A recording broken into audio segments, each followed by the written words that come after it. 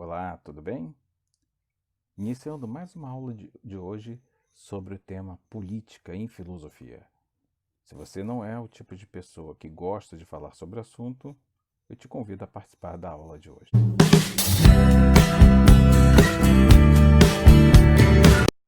Sabe o que eu estava pensando? O pior analfabeto é o analfabeto político, sabe? Ele não ouve, não fala, nem participa dos acontecimentos políticos. Ele não sabe que o custo de vida, o preço do feijão, do peixe, da farinha, do aluguel, do sapato e do remédio dependem das decisões políticas. O analfabeto político é tão burro que se orgulha e estufa o peito, às vezes dizendo: odeio a política. Ele não sabe que da sua ignorância política nasce a prostituta, o menor abandonado e o pior de todos os bandidos, que é o político vigarista, pilantra e corrupto. Essas palavras são de um grande pensador. Depois da leitura do poema que foi declamada por Rolando Boldrin, vocês assistiram aí no vídeo ainda há pouco, eu pergunto: será que realmente política e religião não se discute? Vamos discutir esse assunto na aula de hoje. Se você não me conhece, meu nome é Paulo, sou professor de História, Filosofia e Sociologia da Rede Estadual de Educação em mais uma aula sobre filosofia para turmas do terceiro ano do ensino médio.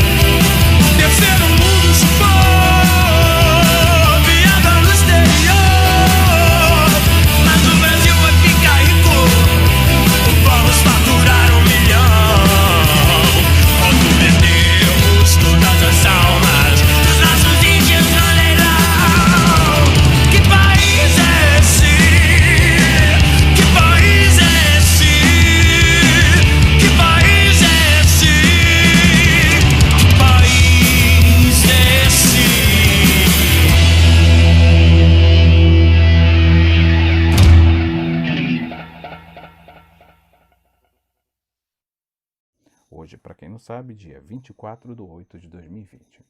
Bom, nós costumamos muito aqui no Brasil falarmos sobre política e sempre quando a gente fala de política a gente faz cara torta. Eu digo nós, sociedade como um todo. Mas eu pergunto, será que realmente a nossa sociedade tem como se organizar, ela tem como funcionar sem a estrutura política? O problema é que a sociedade brasileira, de um modo geral, não gosta de falar de política. E ao de tomar essa decisão de não falar de política, já tomou, assim, uma postura política, adotou, aliás, uma ação política. Não querer falar de política é uma decisão, e toda decisão relacionada à política é uma decisão política, constitui-se em uma decisão política. Então, quando nós, sociedade brasileira, colocamos que não queremos falar sobre política, estamos sim já adotando um processo ou uma atitude política. O problema são as várias consequências que essa atitude política de não querer se envolver com política, criando uma verdadeira antipatia sobre a política em si, gera consequências. Consequências, na maioria das vezes, negativas. Porque, afinal, nós no Brasil temos um sério problema. Nós temos o hábito de querermos sempre terceirizar as decisões políticas. O brasileiro, de modo geral, ele não é o tipo de cidadão que ele gosta de tomar decisões.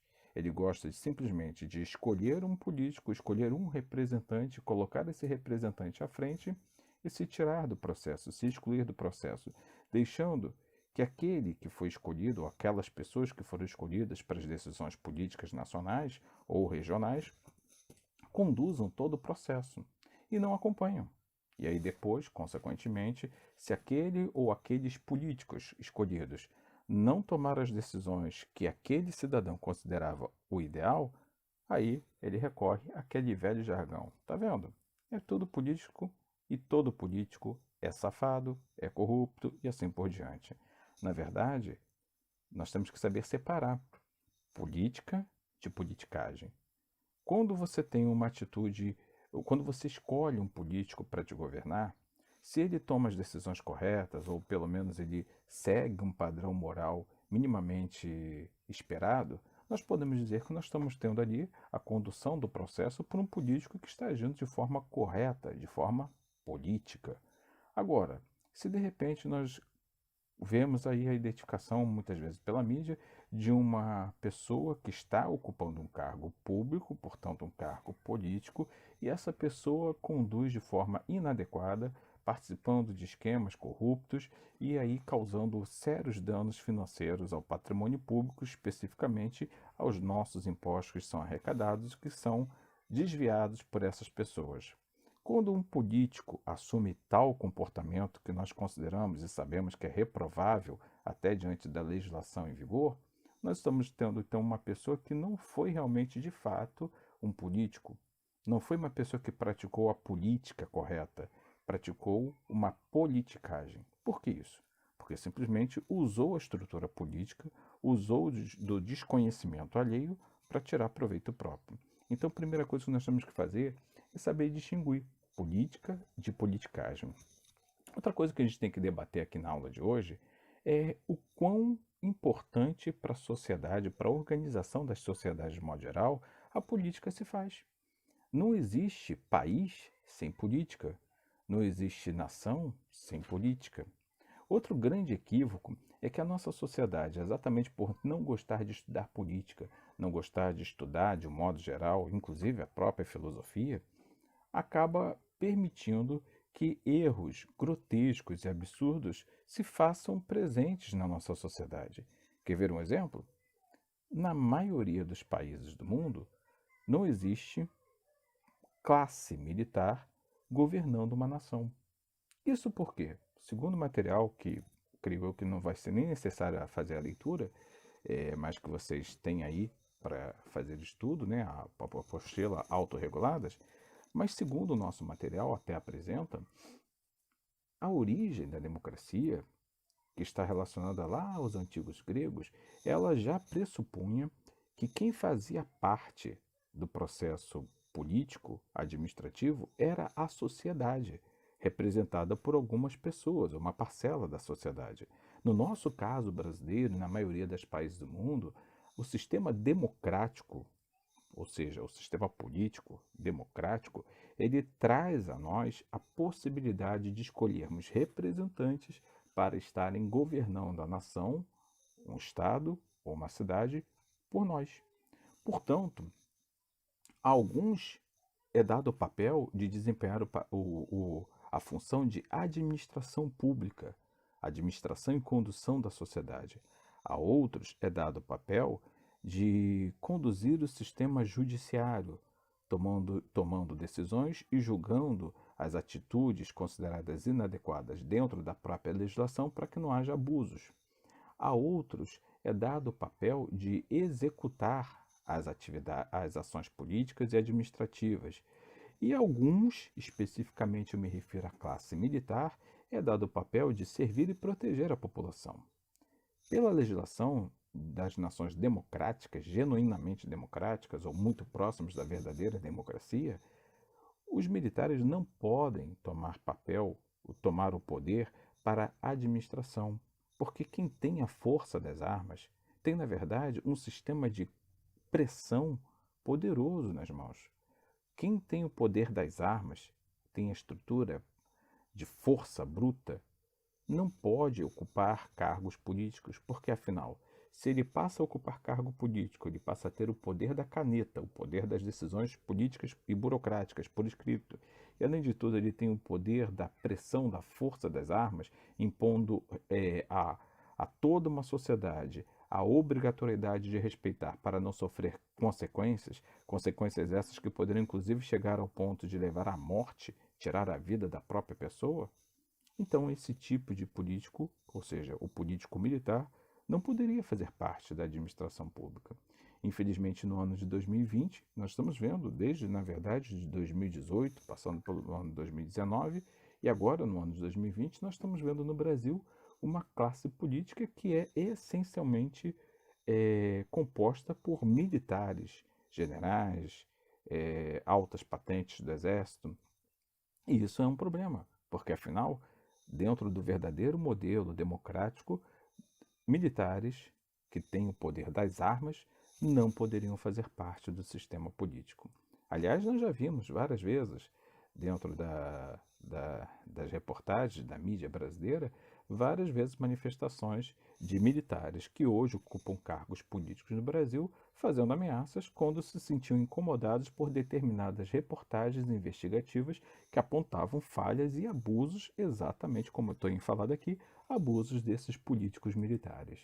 Então, isso não é democracia. A verdadeira democracia é aquela que leva ao povo a participar do sistema público, a participar do sistema político e a participar direta ou indiretamente. Como que você participa indiretamente? Você participa indiretamente escolhendo políticos e não militares, políticos para governarem o país.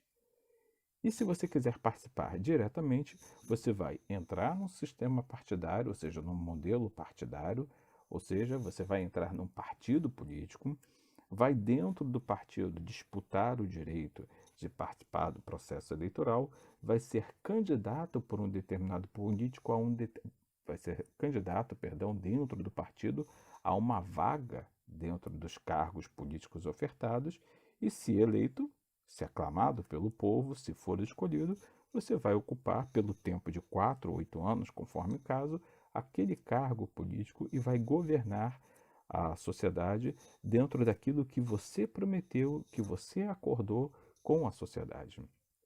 O problema, conforme nós vimos no poema que foi declamado por Rolando Boldrin no início desse vídeo, o problema é que nós percebemos que quando a sociedade toma a decisão política de não querer participar da política, passando a ela própria sociedade a criticar o tempo todo os políticos profissionais, ela na verdade está permitindo com que os políticos, ao perceberem o desinteresse da sociedade e ao perceberem que não há fiscalização por parte dessa mesma sociedade que os colocou lá, eles se sentem livres para fazer o que bem entendem.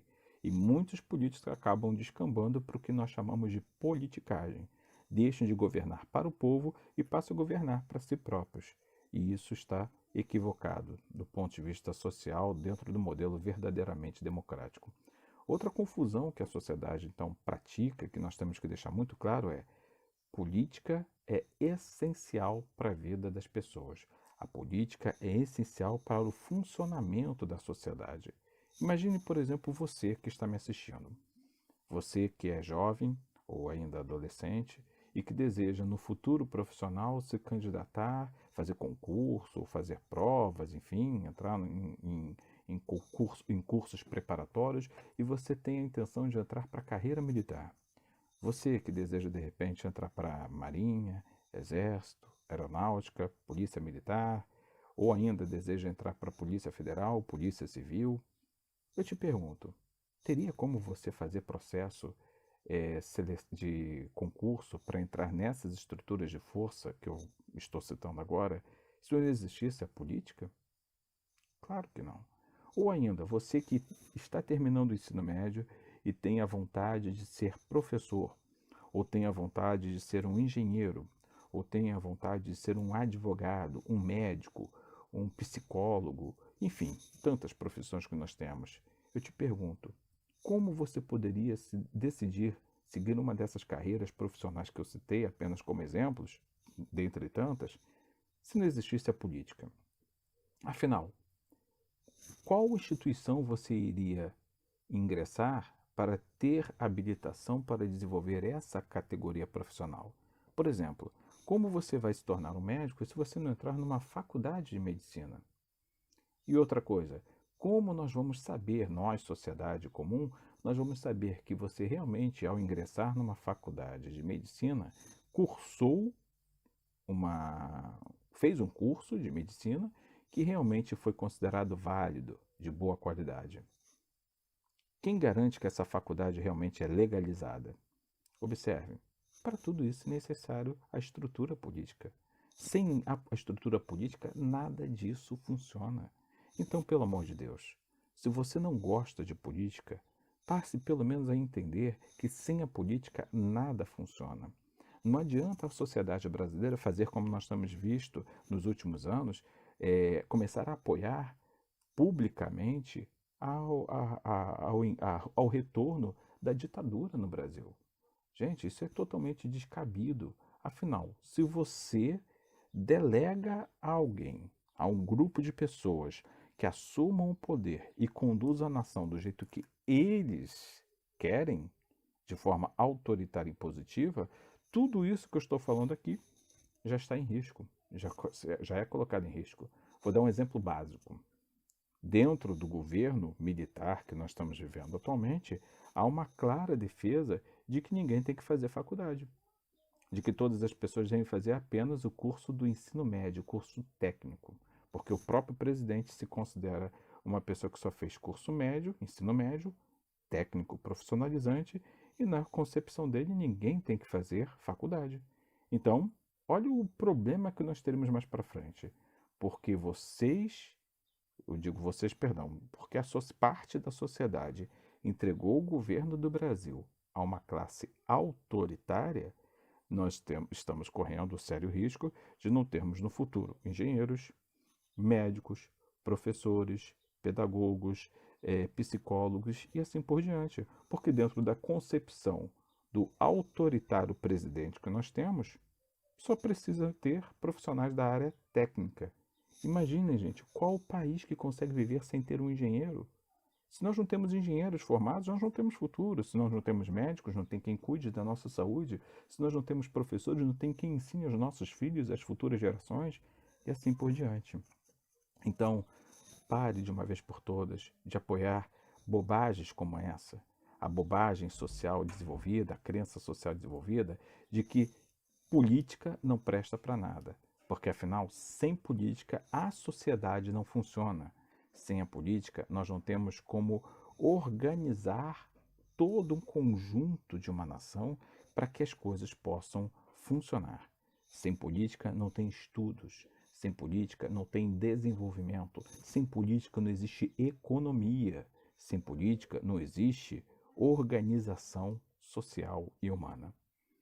Bem, espero que você tenha entendido a importância da política para a vida do Brasil e do mundo. E entenda também que não querer participar da política, não querer participar do sistema eleitoral e não querer nem mesmo escolher político, preferindo escolher uma única vez e conclamando para que a sociedade apoie o seu pensamento de que é melhor uma ditadura do que uma classe democrática, Ao fazer isso, você está prejudicando o desenvolvimento da própria nação.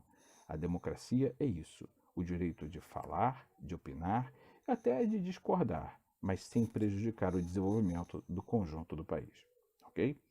Por hora é isso, a gente fica por aqui. Em qualquer dúvida, estou à disposição de vocês na nossa plataforma. Um abraço e até a próxima.